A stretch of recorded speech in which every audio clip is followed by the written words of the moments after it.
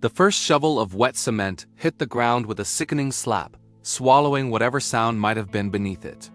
Thick and gray, it spread like a slow tide, seeping into every gap, every crevice. Around it, the construction site roared with the usual chaos, steel clanging, engines growling, men shouting over the hum of machinery. No one heard it at first, no one noticed, but hidden under that suffocating layer, a faint, broken cry struggled to rise above the noise, a sound so fragile it was almost lost to the wind. It was early, but the heat had already begun to crawl up from the asphalt, wrapping around the workers' backs like a damp blanket. Sweat rolled into tired eyes as they rushed to finish the slab before the weather turned.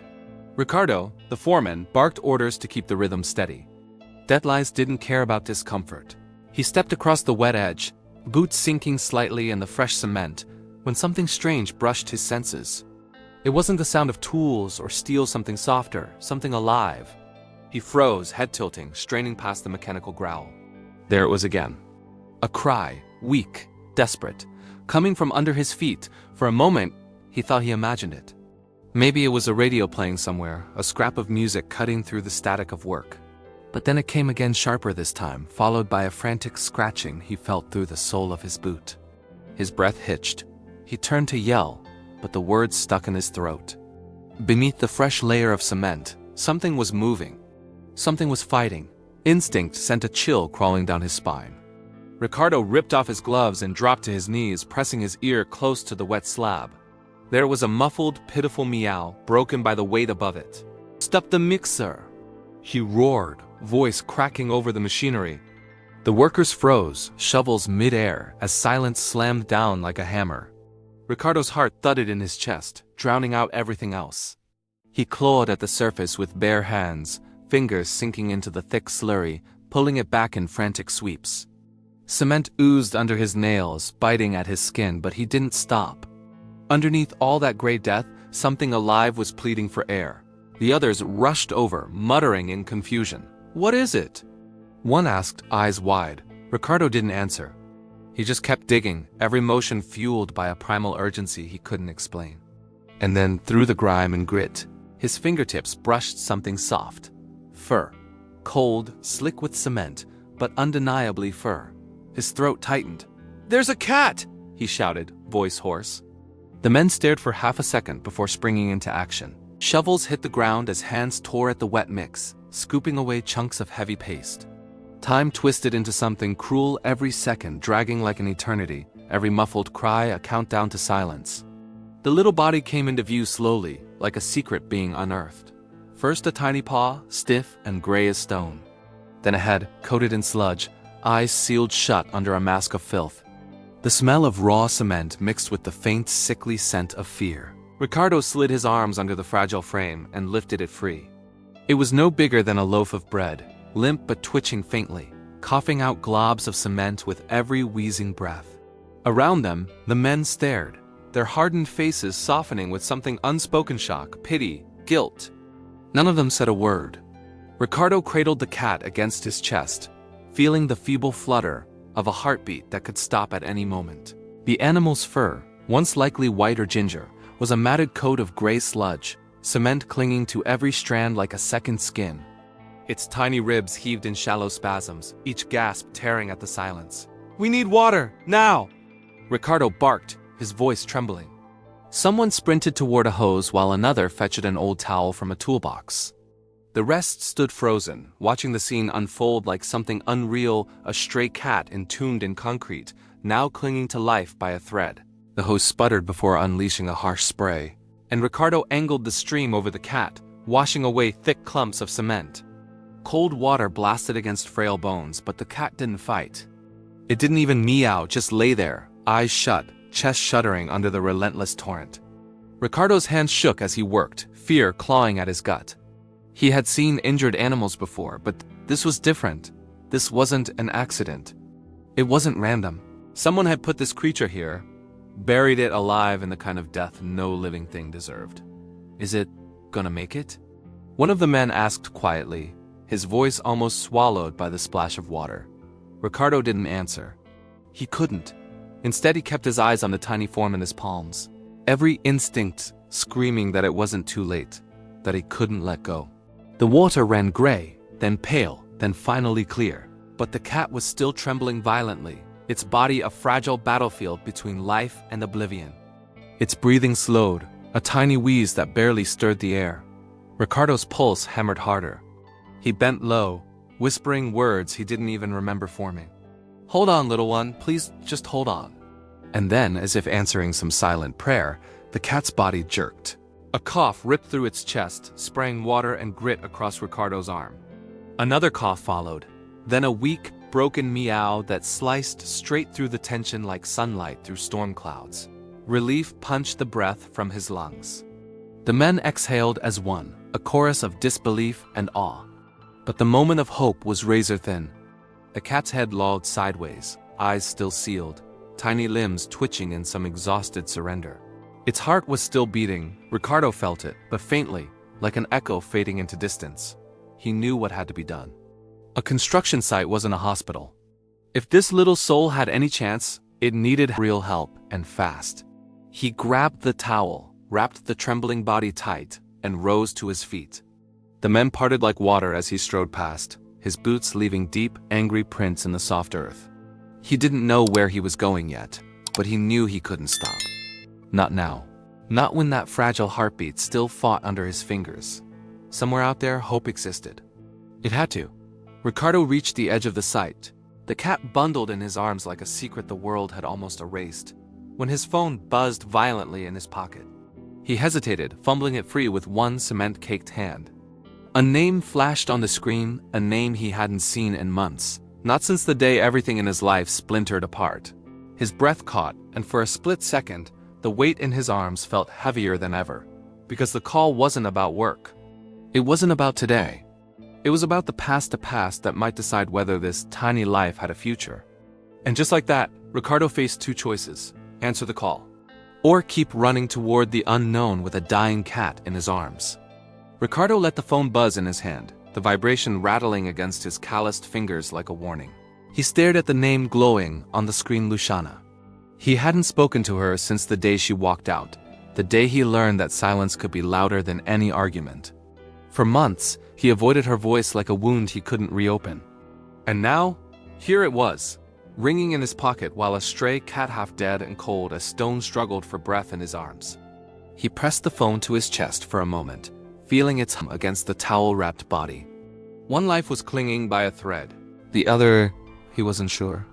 The call ended on its own, leaving nothing but the howl of distant machinery and the tiny, fragile wheeze against his palm. Ricardo slipped the phone back into his pocket without answering. Whatever ghosts were trying to find him now would have to wait. He shifted the bundle in his arms, pulling the towel tighter around the trembling frame. The cat's fur was still damp, its paws twitching in uneven spasms. Cement clung stubbornly between its toes and in the creases of its ears. And Ricardo could feel how dangerously light the body was, just skin, bones, and desperation. "You're gonna make it," he muttered, voice rough. "I won't let you go like this." The nearest vet clinic was 3 miles away. 3 miles of traffic, heat, and uncertainty. Ricardo yanked open the door of his old pickup, careful not to jostle the cat as he slid into the driver's seat. The smell of sweat and dust filled the cab, mixed now with the acrid tang of cement and something faintly metallic, the scent of fear clinging to fur. He turned the key. The engine groaned, coughed, then roared to life with a shudder that rattled the dashboard.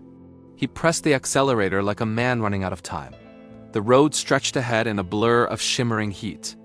Ricardo's hands gripped the wheel so hard his knuckles ached, every bump and jolt vibrating through the bundle in his lap. He risked a glance down. The cat's eyes were still sealed shut under a crust of gray, its tiny chest rising and falling in shallow, erratic rhythms. Each breath sounded like sandpaper dragged across glass. Every minute felt borrowed from some cruel fate waiting to collect its debt. Ricardo muttered to himself, to the cat, to the silence. "Stay with me. Just a little longer. I'm not losing you, not like I lost her." The words slipped out before he could stop them.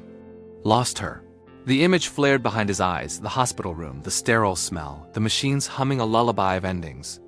His daughter, Camila, just 12 years old, her fingers curled around his like fragile vines.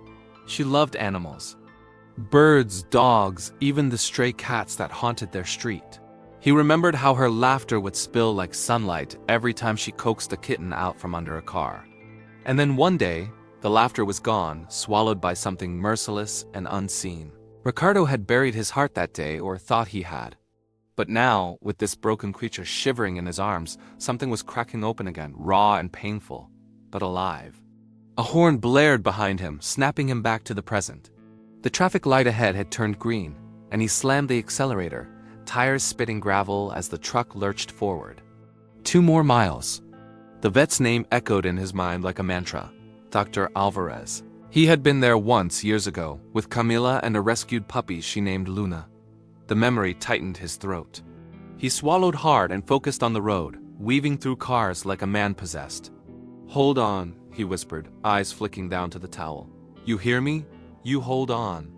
When he finally screeched into the clinic's parking lot, his chest was a furnace, his shirt plastered to his back with sweat. He killed the engine, flung the door open, and sprinted toward the entrance, clutching the bundle like a newborn. The bell above the door jingled sharply as he burst inside, the blast of cool air colliding with the heat in his lungs. A receptionist looked up from behind the counter, startled. "Sir, she's dying." Ricardo barked, slamming the towel down on the desk. The fabric fell open just enough to reveal a smear of gray fur and 2 paws curled like question marks. The receptionist's face drained of color. She grabbed the phone and punched a button.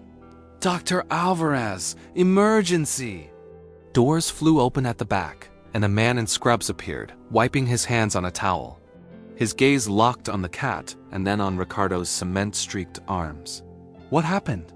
"Found her in wet cement," Ricardo rasped. "Buried alive. She's barely breathing."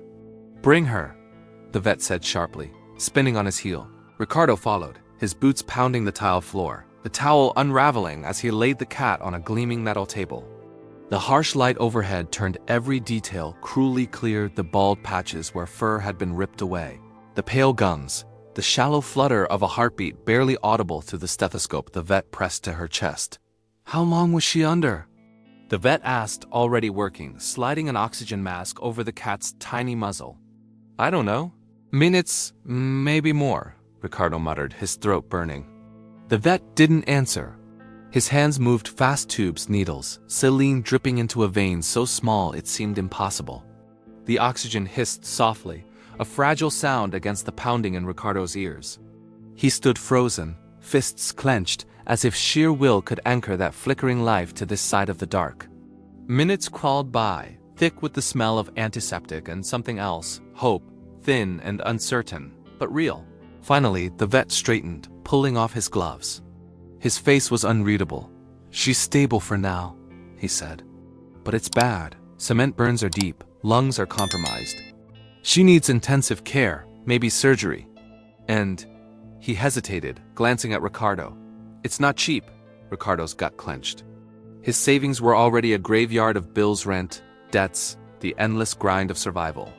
But when he looked down at that tiny body swaddled in tubes and wires, he didn't see money. He saw Camila's smile. He saw a chance to keep something alive when so much had died before.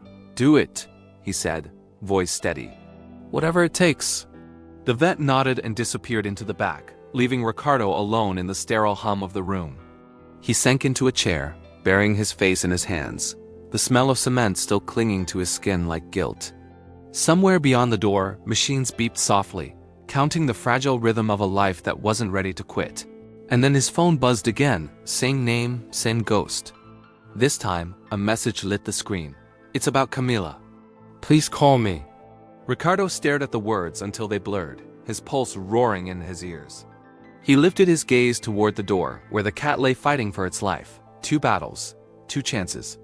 And just maybe one truth he wasn't ready to face. He picked up the phone only to hear a voice that would change everything. The voice on the other end trembled, brittle as glass. "Ricardo, please don't hang up." He didn't speak. Couldn't. The phone felt heavy against his ear, like a weight he'd been avoiding for months now pressing into bone. On the other side of the clinic door, machines hummed faintly, a rhythm that wasn't his, wasn't human, but tethered him to the present. He could almost hear it through the silence. The fragile pulse of a stray cat, a creature he'd pulled from the jaws of death. And now here came another ghost, whispering through wires, dragging him backward into a night he'd spent a year trying to erase. "It's about Camilla," Luciana repeated, her voice cracking around the name like it hurt to shape the syllables. Ricardo closed his eyes. Just hearing it again was like being punched in the ribs. Camilla, the girl who loved strays, who once cried for hours when she found a bird with a broken wing, who whispered promises to every kitten she met. He swallowed hard, tasting metal. "Camilla is gone," he said, flat like a man stating the weather. "You know that?" "No." "Listen to me." Luciana's voice rose, urgent, quivering on the edge of something. "There are things you don't know. About that night, about the hospital. Please, I need to see you. Today." The word burned. Ricardo gripped the armrest, his knuckles pale. Behind the door, he could picture the little body swaddled in tubes, the rise and fall of ribs under oxygen's hiss. The vet's words echoed like a verdict. It's bad. She needs intensive care, and the unspoken truth beneath it. Money. More than he had. More than he could imagine pulling from the wreckage of his life. "Why now?" His voice came out rough, splintered. "Why after all this time?" Luciana hesitated. In that pause, Ricardo felt the whole world teeter. Then softly, "Because I can't carry this alone anymore." He almost laughed, but it wasn't humor, it was something jagged, bitter. He opened his mouth, but movement caught his eye. The clinic door creaked open, and a figure in scrubs stepped through. Dr. Alvarez. His face was carved from stone. The kind of expression that says everything without saying anything. Ricardo's heart clenched. He barely heard Luciana's voice spilling through the phone as the vet walked toward him, each step heavy as thunder. "I have to go," Ricardo said abruptly, cutting her off. He shoved the phone into his pocket without waiting for her protest. His world had shrunk to this moment, this man, and whatever truth he carried in his eyes. Alvarez stopped a foot away, arms folded tight across his chest. "She's still with us," he said finally, voice low. "But just barely. Her lungs are compromised, Ricardo. Cement dust, it's like inhaling poison. We've cleared what we can, but she's weak, really weak." Ricardo swallowed, throat raw. "What do we do?" "We keep fighting," the vet said simply. "But it's going to take time. And money. I'm talking at least a week of care, maybe surgery for the burns on her paws and skin. If infection sets in..." He didn't finish, didn't need to. Ricardo leaned back, staring at the ceiling, at the sterile lights glaring down like indifferent suns. His stomach knotted until it hurt. He thought of his bank account thin as paper, barely enough to keep his lights on. He thought of the job site, the stack of bills on his kitchen table. And then he thought of that tiny heartbeat under his fingers, the desperate will to live in a body that should have given up long ago. How much? His voice was a whisper. Alvarez told him.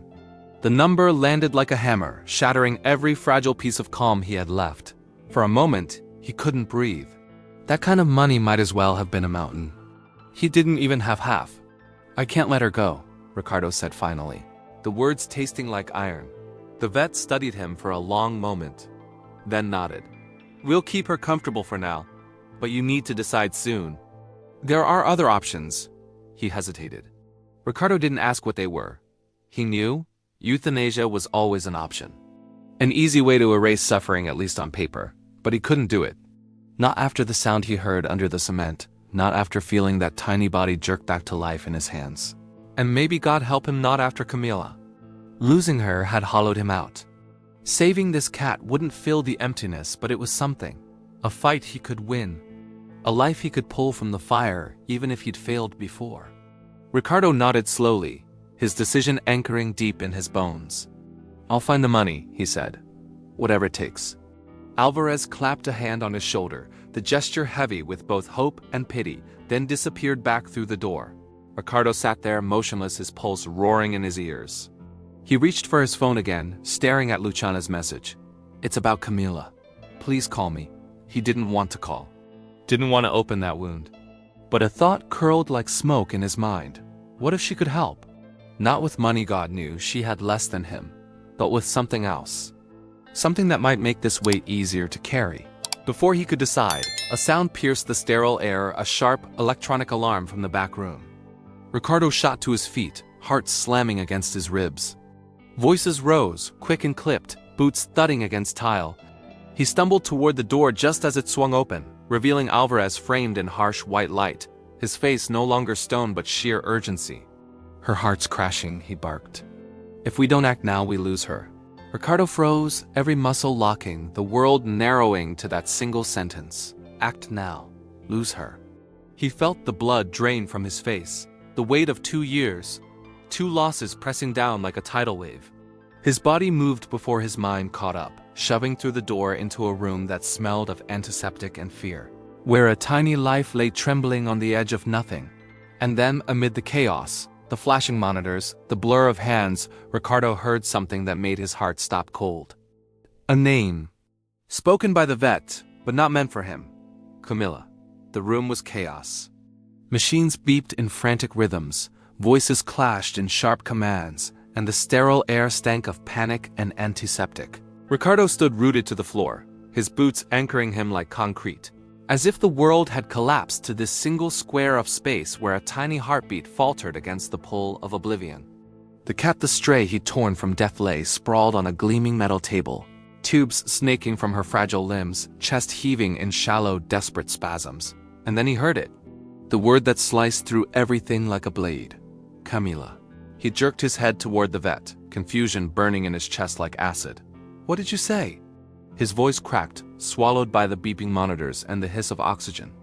Alvarez didn't even glance at him. "Camila prepped the injection!"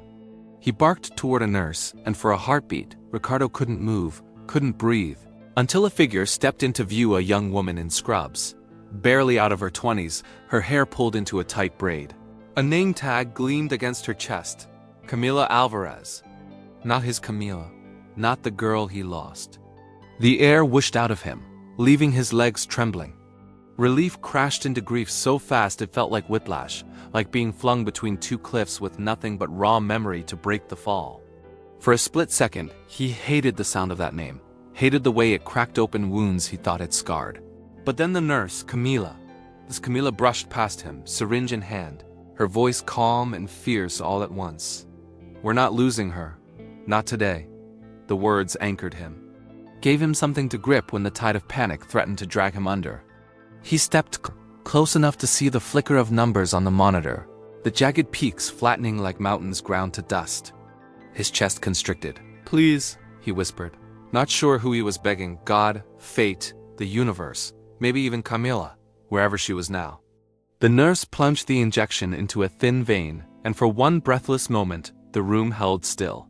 The cat's chest dipped lower, then a shudder, a twitch in her paw. A blip of green light spiking on the screen like a heartbeat refusing to die. Another blip, then another. The monitor began to sing again, a fragile melody of survival. Ricardo clutched the edge of the table, eyes burning so hot they blurred the world into streaks of silver and white. "She's not out of the woods," Alvarez said, voice steady but softer now. "But she's fighting." Ricardo nodded, though his throat was too tight for words. He reached out, fingertips brushing the cat's damp fur, cement dust still lingering like a ghost in the creases of her tiny ears. She felt impossibly small against his skin, but warm alive. He whispered, barely audible, "You're a warrior, little one." The adrenaline ebbed, leaving exhaustion in its wake, heavy as wet clothes. Ricardo stumbled into a chair, elbows on his knees, head bowed.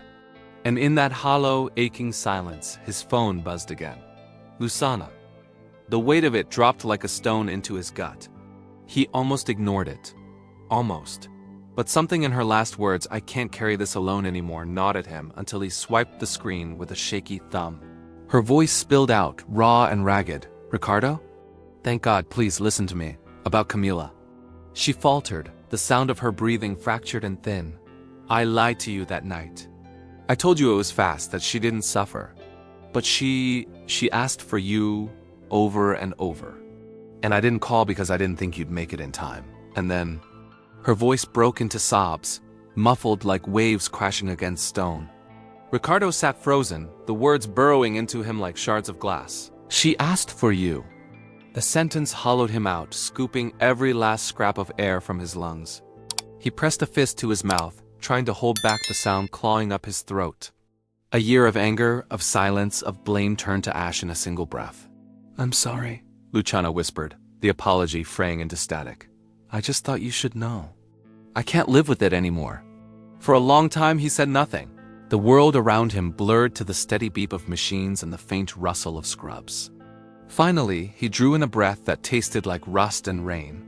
"Thank you for telling me," he said, the words quiet, worn. And then he ended the call, letting it slip from his fingers to the floor like something that no longer mattered. He lifted his gaze to the glass pane dividing him from the recovery room, where the little cat lay curled in a nest of blankets, oxygen tube looping gently across her face. Her chest rose and fell in fragile waves, but it was movement, life clinging stubbornly to the edge. For the first time in what felt like forever, something stirred in Ricardo's chest, a flicker of warmth, of purpose, faint but real. He pushed to his feet and walked to the door. Camila the nurse looked up as he stepped inside, her braid catching the sterile light. "She's stable," she said softly. "She need time, but she's got a chance." Ricardo sank into the chair beside the crate, his fingers slipping through the bars to graze the soft fur within. The cat stirred faintly, a weak purr rumbling like distant thunder. Barely there, but enough to make his eyes sting all over again. "You hear that?" he whispered, voice breaking into a laugh that wasn't really a laugh at all. "We both made it through today." Hours passed in a quiet haze, the clinic dimming as evening crept across the sky. The vet came and went, hum of machines softened, and still Ricardo sat there, watching every breath, guarding it like treasure. When at last her eyes cracked open, two shards of green glinting in the low light, he felt something inside him splinter, then knit together in the same breath. "Hey there," he murmured, smiling through tears. "Welcome back, fighter." He didn't know what tomorrow would bring: bills, debts, battles he wasn't sure he could win. But for now there was this, a heartbeat where there almost wasn't. A life saved from silence, and a tiny thread of hope stitching the torn edges of his world back together. When the vet asked if he wanted to sign the adoption papers, Ricardo didn't hesitate. He wrote his name slowly, like carving a promise into stone. The little cat had no name yet, but as he lifted her gently into his arms, feeling that fragile warmth against his chest, one came to him like a whisper from another life: Luna. Because sometimes, even after the darkest nights, there's still light enough to find your way home.